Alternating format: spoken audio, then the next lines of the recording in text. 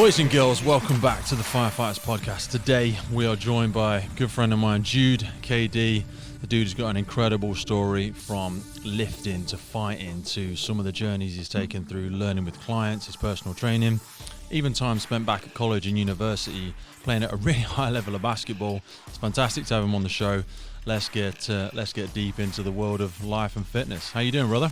Not about you. Yeah, I'm good, man. I'm good. How are you finding being away from the gym first and foremost? Because you're still in fantastic condition for those that can't obviously see you. Obviously, we want to stay in shape, for aesthetics and the rest of it as well. And you just got to find, something that is sustainable when you're at home.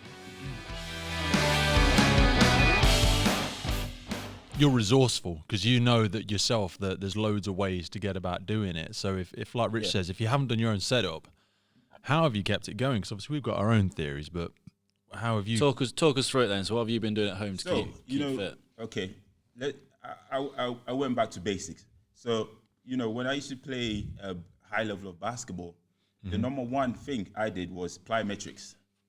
And that kept me really lean. It's kind of got to be all or nothing, hasn't it? When you go into bodybuilding, especially with your level of commitment, you're going to do all of it, or you're going to do none of it. All or nothing. You know what I mean? So you got to go 110% with everything you do. Yeah. To get the most out of it. So I thought, you know what? Have a focus, have a clear focus on what you want to do, and you can achieve more.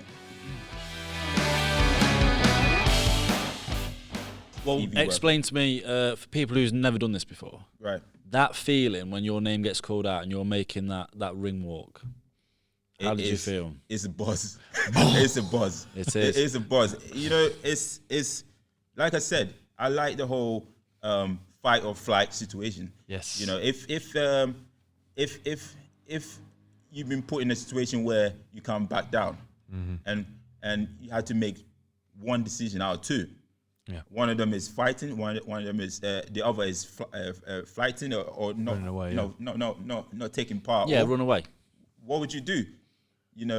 Certain people wouldn't fight. They would just. And that's okay. That's okay. There's nothing wrong with that. But it just comes down to attitude, isn't it? Are you willing to? I think in society now, there's a lot more room for people that, and there's nothing wrong with this, people that don't want to engage in that level of it. But Richard said it before, and I love hearing him speak about it. The thing about hand-to-hand combat is primitive. Mate, honestly, the damage sugar does to society, and certainly for children as well, who perhaps don't have the mental capacity to control their emotions as well.